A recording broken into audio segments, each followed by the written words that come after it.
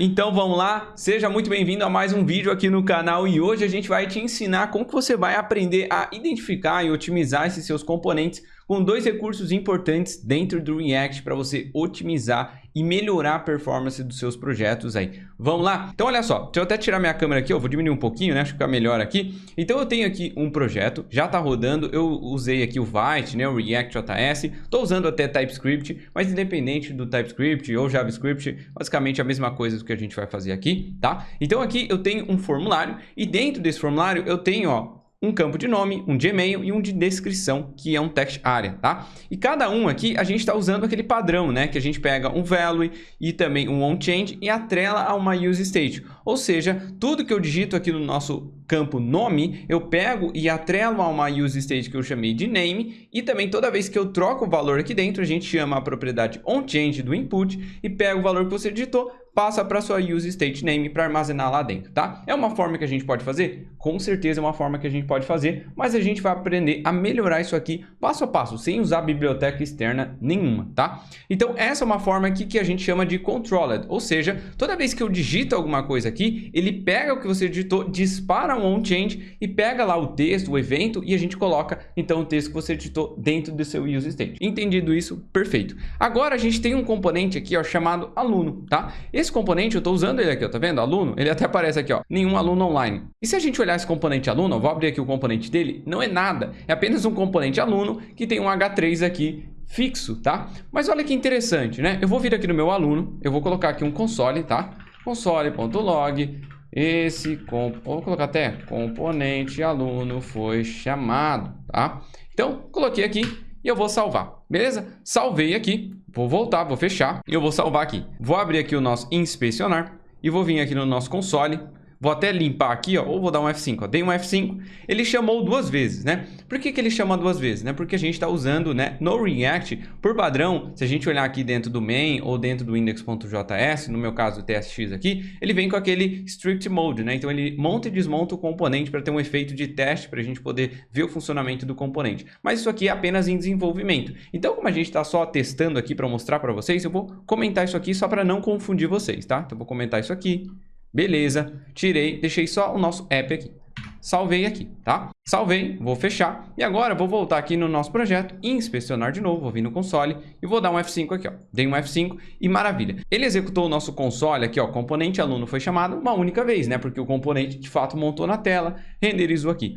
Só que olha só se eu digitar alguma coisa aqui no nosso campo de nome. Ó. Presta atenção. Vou digitar aqui José Silva. Digitei o nome aqui, José Silva. Olha aqui, o nosso componente nome foi renderizado 10 vezes. Então, cada vez que eu digitei alguma coisa aqui, a gente disparou um evento e o nosso render aqui, ou seja, o nosso componente app, que a gente tem aqui o nosso componente app, onde tem um formulário, e a gente chama aqui em cima o componente aluno, você pode ver que ele renderizou 10 vezes o componente aluno, sendo que o aluno é um componente separado, ele não depende de nada, por que que ele está sendo renderizado 10 vezes? Então isso a gente tem que tomar cuidado, que a gente chama de Controlled Components, né? Então é um efeito que causa quando você utiliza, por exemplo, nesse caso aqui, um input, e esse input ele está atrelado a um value e a um onChange, ou seja, toda vez que você troca o valor dentro desse input, ele dispara o onChange, pega o que você digitou e coloca dentro do useState. Só que cada vez que você digitar uma tecla, então se eu olhar aqui, ó, vou atualizar de novo para vocês, ó, vou vir aqui no meu descrição e vou colocar, ó, presta atenção, foi renderizado uma vez o aluno, vou colocar alguma coisa aqui. Percebe que toda vez que eu digito, ele está trocando lá e pegando o valor da nossa useState, salvando, né, o que eu digitei aqui na descrição dentro da nossa useState, só que é muito rápido e isso acontece em novas renderizações do nosso componente. Ou seja, toda vez que eu digitei aqui, ele causa uma nova renderização em todo o nosso componente aqui. Tá? Então, claro, isso aqui não perde performance, é apenas um formulário, né? Mas se a gente tivesse várias coisas causando renderizações necessárias, poderia até perder performance. Por quê? Porque a gente está falando aqui, ele está renderizando novamente o componente app, só que o nosso componente aluno que está aqui em cima, separado, é o componente que está renderizado aqui em cima, que não depende de nada, ele só mostra um H3. Concorda? Ele está sofrendo renderização. Então você percebe que o console que a gente colocou aqui, ó, ele foi chamado 37 vezes, sendo que não tem por que isso aqui renderizar de novo, né? Então a gente tem algumas formas de melhorar isso aqui. A primeira, a gente pode usar o uncontrolled, a outra técnica, ao invés de usar o value e o onChange, que a gente já vai aprender aqui. Então, bora aprender como utilizar o uncontrolled aqui. Então, vamos lá. Primeira coisa, ao invés de a gente atrelar um campo a um value e a um onChange, a gente pode usar através de referência. Então, eu não quero ficar pegando o valor que você digita toda vez que você digitar uma tecla, e sim apenas a hora que eu for utilizar. Por exemplo, quando eu clicar em acessar ali, clicar em salvar ali, aí eu disparo uma ação e aí eu pego o valor que você digitou. Não precisa ficar pegando a cada vez que você digita. Então, para isso, a gente pode utilizar uma técnica usando com referência. Então, ao invés de usar um useState, eu vou importar aqui um vírgula, useHave. Então, eu importei o useHave do React. Deixa eu tirar minha câmera aqui, né? E a gente vai criar aqui embaixo, ó, const, vou chamar de nameHave igual a useHave, tá? E ele vai começar com um valor nulo aqui, beleza? Ele está dando um erro aqui porque eu nunca usei. E também, como a gente está usando o TypeScript, no meu caso do TypeScript é legal informar o que é esse cara. Então aqui eu posso informar. Antes aqui do sinalzinho do parênteses, abro o sinal de maior e menor. E eu vou falar que ele é do tipo HTML input element ou nulo, né? Ou começa com valor nulo. E agora a gente pode atribuir o nosso nameHave. Então aqui no nosso input de name, ao invés de usar o value e o onChange, eu vou tirar daqui, eu vou passar a propriedade have e eu vou atrelar essa referência a esse cara. Então eu vou pegar o nome da referência que eu chamei de nameHave e vou passar aqui, ó, para essa referência. Olha que bacana, olha a diferença, né? Agora eu não preciso mais atrelar a um useState. Então vou vir aqui no meu useState name e vou retirar ele daqui, ó. Apaguei daqui. Ficou apenas o nosso useHave, que a gente atrelou esse input. E agora eu posso até vir aqui no nosso handle save, que é quando eu clico em salvar. E eu posso dar aqui um console, por exemplo, para mostrar aqui como que a gente pode pegar o resultado do valor que você digitou. Console.log, colocar até um objeto aqui, name, dois pontos. E aí para a gente acessar o nome, a gente pode acessar o nosso nameHave, ponto, current, interrogação, ponto, e aí eu posso acessar o value, né? O interrogação porque ele pode começar como nulo, então essa propriedade value ainda pode não ter nada dentro. Então, interrogação, para a gente utilizar aquele operador opcional ali, para a gente poder tentar acessar uma propriedade que ainda não tem nada dentro, então a gente coloca aqui para ter uma segurança maior, para não causar um erro, tá? Então, estou acessando o value. Vamos fazer um teste? Vou salvar isso aqui e olha a diferença, tá? Salvei isso aqui, vamos lá. Vou vir aqui, vou atualizar o meu projeto. Eu vou abrir aquele nosso console aqui do lado, né? Ó, uma vez ele foi chamado. Eu vou até clicar aqui em limpar o nosso componente. E eu vou digitar aqui no nosso nome, né? Que a gente trocou só o nosso input de nome, né? Então, eu vou vir aqui no nosso nome e eu vou digitar aqui o Matheus, ó. Matheus. Percebe que eu digitei Matheus e o nosso componente aluno não foi renderizado mais uma vez?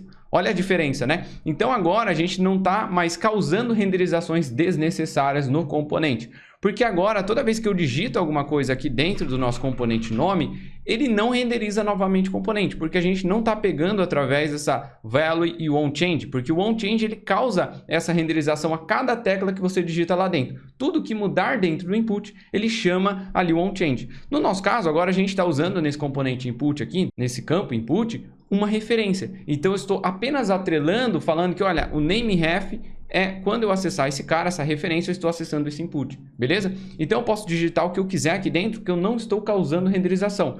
Aí, eu posso acessar o valor que eu quiser, através do nameHave.current.value, e aí eu vou ter acesso ao valor que você digitou dentro do campo. Olha só, a gente digitou alguma coisa aqui, deixa eu digitar, por exemplo, Lucas Silva, e eu clicar aqui, ó, salvar. Quando eu cliquei em salvar, aparece aqui, ó, o nosso name e aí o Lucas Silva, beleza? Então, a gente consegue atrelar um input aqui através de uma referência, e aí quando eu quiser acessar o valor dela, eu acesso através da referência.current.value, beleza? Agora, olha a diferença. Vamos nos demais aqui, né? Se a gente tentar digitar alguma coisa dentro do e-mail ou dentro do text area, que esses aqui ainda estão com value e onChange. Olha a diferença. Vamos lá. Vou vir aqui, vou atualizar meu projeto, vou atualizar aqui de novo, vou limpar aqui o nosso console e eu vou digitar o nome, ó, Matheus. Digitei e o nosso componente aluno não renderizou de novo, né? Não mostrou o console.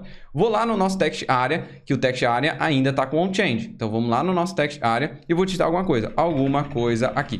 Olha a diferença, tá? Toda vez que eu digitei uma tecla ali dentro do descrição, né, da nossa description do text area, ele de fato causou uma renderização em todo o nosso componente. Ou seja, tá vendo que o componente aluno foi chamado 17 vezes, tá? E o nosso componente aluno Cara, não era para ter feito isso, não tem o porquê chamar ele, né?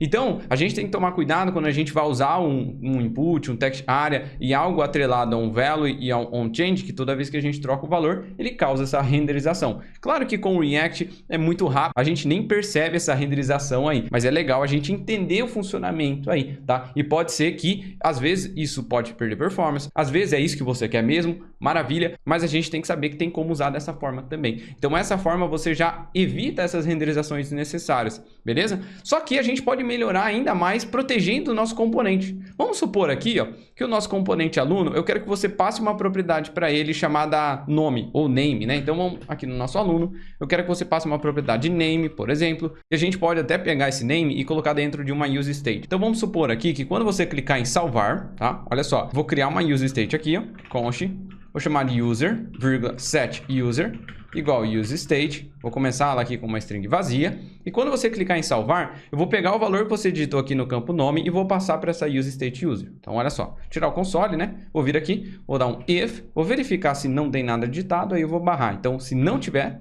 um nameHalf.current.value, então se não tiver algo digitado ali dentro, se não tiver um valor, eu vou dar um return para parar aqui, beleza? Faltou só a gente colocar aqui um interrogação. Show de bola. Agora, se ele passar do if, quer dizer que tem ali algum valor. Então, eu vou dar aqui um set user e vou passar, então, esse nameHalf.current.value. Beleza? Então, a gente passa o valor que você digitou lá para essa use state. E aí, eu quero passar, então, esse user, nosso user aqui, ó.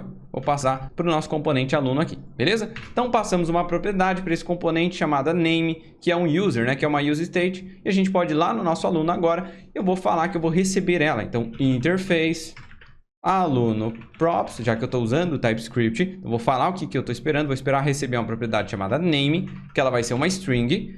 E eu vou receber ela aqui, ó. Abre e fecha chaves. Vou pegar o nosso name e aí vou passar a tipagem, aluno props. Beleza? Então, eu estou pegando a nossa propriedade e agora eu quero usar aqui, então, aluno, eu vou colocar aqui, ó, abra aqui o nosso name. Beleza, né?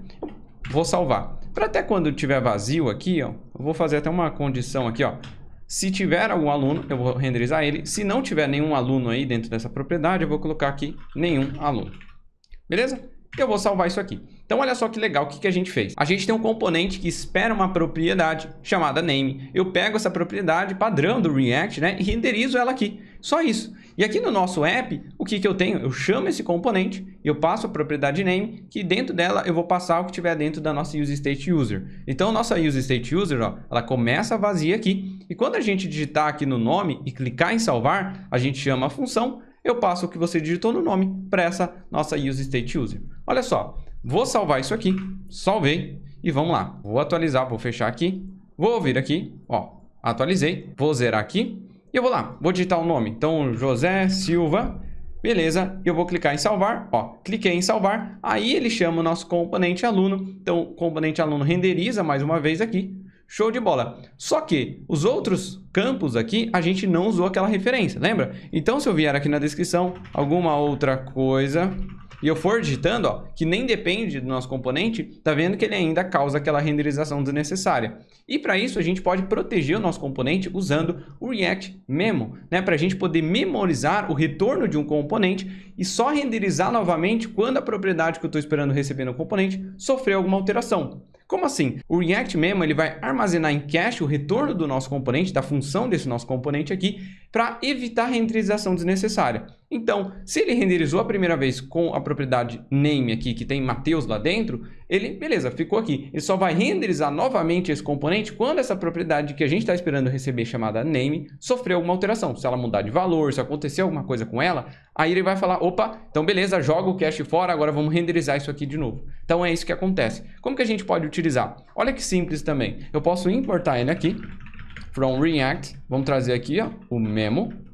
Beleza? É o memo e não use memo, tá? É o React Memo aqui, tá? E aqui eu vou transformar em até uma função anônima aqui, ó. Export const aluno igual. E aí aqui eu vou até transformar aqui igual. Abra aqui o nosso arrow function. Então a gente só transformou por enquanto o nosso componente em uma função anônima, perfeito? Agora a gente utiliza aqui, ó, antes da nossa função anônima, esse nosso memo. Vou pegar aqui, abra aqui o nosso memo.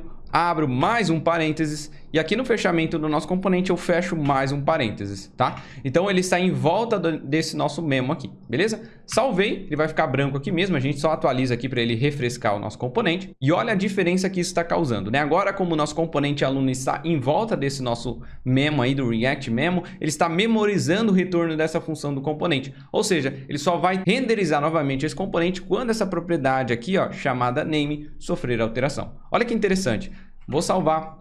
Vamos lá, vou atualizar aqui o meu projeto, deixa eu vir aqui, ó, e vou limpar o nosso console. Limpei, vou vir aqui, ó, posso digitar alguma coisa, beleza, aqui já estava funcionando. Vamos na descrição digitar alguma coisa? Se eu vir na minha descrição e digitar, ó, tô digitando alguma coisa na minha descrição e olha a diferença. Eu tô na minha descrição digitando e esse campo de descrição, lembra que ele está usando o value e o onChange? Então ele está de fato causando uma renderização novamente nesse componente app, mas o componente aluno não está renderizando de novo. Por que ele não está renderizando de novo? Porque a gente passa uma propriedade chamada name para ele. Então ele espera receber essa propriedade. Só que ele fala, olha, essa name não mudou. Então, se essa propriedade name não mudou, como a gente está usando o memo, ele está memorizado com esse valor. Então, se não mudou, eu não vou renderizar de novo. Então, é basicamente isso. Então, é muito legal que a gente ganha performance. Olha que legal. Então, eu posso continuar digitando aqui, ó, que nada vai mudar. Só vai renderizar de novo o componente aluno quando a nossa propriedade name mudar. Quando que vai mudar? Vamos lá, vamos testar.